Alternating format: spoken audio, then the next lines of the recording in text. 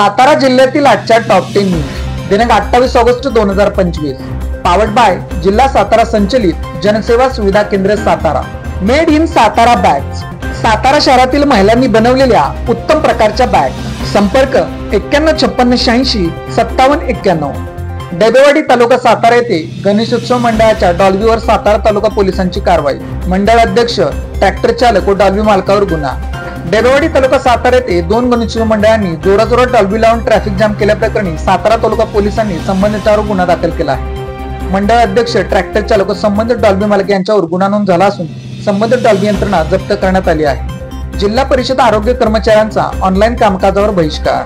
मासिक वेतन वेळेवर होत नसल्याने सर्व ऑनलाईन कामकाज सर्व रिपोर्टिंगवर बहिष्कार घालत दिनांक 2 सप्टेंबर रोजी सामूहिक रजा टाकून जिल्हा परिषद कार्यालयासमोर धरणे आंदोलन करण्याचा इशारा राष्ट्रसेवा आरोग्य कर्मचारी संघटनेच्या वतीने देण्यात आला आहे।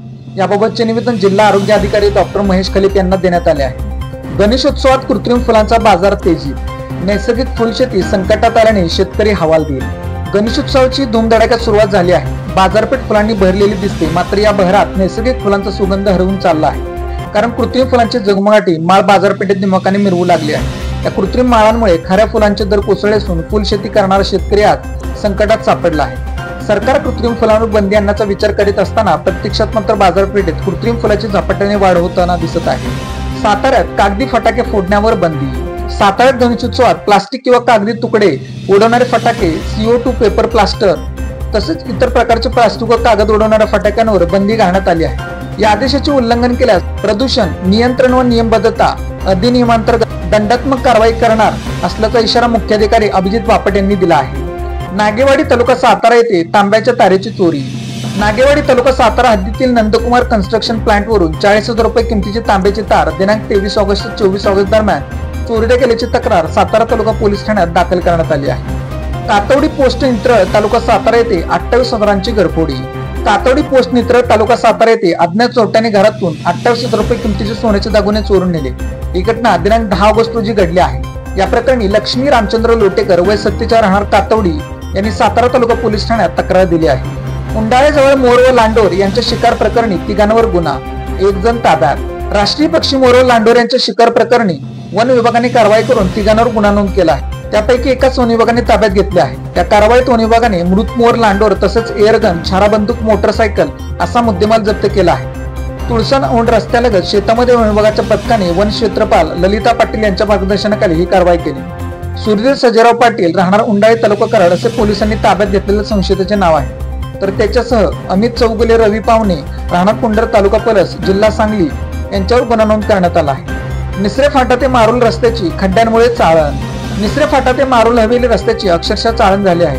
अनेक ठिकाणी रस्त्यात खड्डे पडल्याने वाहनधारकांसह प्रवाशांचे हाल होत आहेत। रस्त्याची तातडीने दुरुस्ती करण्यात यावी अशी मागणी नागरिक व वाहन चालकांच्याकडून होत आहे। चाफळ येथे मोबाईल शॉपीमध्ये चोरी। चाफळ येथील जिल्हा परिषद शाळेच्या समोर असलेल्या विघ्नराज मोबाईल शॉपीचे शटर उघडून अज्ञात व्यक्तीने दुकानात प्रवेश करून 4 मोबाईल व 5,000 रुपये चोरून नेल्याची घटना मंगळवारी दुपारी 2 वाजता उघडकीस आली। वाई पोलिसांची डॉल्बीवर कारवाई। वाई तालुक्यात डॉल्बीच्या गोंगाटावर प्रथमच ठामांनी तडाडीची कारवाई करत पोलिसांनी 3 जणांविरुद्ध गुन्हा दाखल केला आहे। सोनगीरवाडी परिसरात मंगळवारी दिनांक 26 ऑगस्ट रोजी रात्री 9:30च्या सुमारास ही कारवाई करण्यात आली।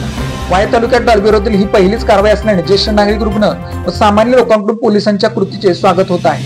पावसाळ्यात कपडे सुकवण्याची एकदम सोपी पद्धत, इझी ड्राय सिस्टीम। सहज वापरता येणारी, दोरीच्या साहाय्याने वर खाली होणारी, घराच्या बाल्कनीत मोकळ्या जागेत बसवता येणारी। अधिक माहितीसाठी फ्री विजिटसाठी संपर्क 9156865791। Lalit tailors, look good feel good. शाळा, कॉलेज, विविध व्यवसाय या ठिकाणी लागणारे जॅकेट बनवून मिळवण्याचे योग्य ठिकाण, पवई नाका, सातारा। अशाच बातम्यांसाठी जिल्हा सातारा या YouTube चॅनेलला सबस्क्राईब करा। व्हिडिओ आवडल्यास व्हिडिओ लाईक करा, व्हिडिओवर कमेंट करा आणि व्हिडिओ जास्तीत जास्त लोकांपर्यंत शेअर करा।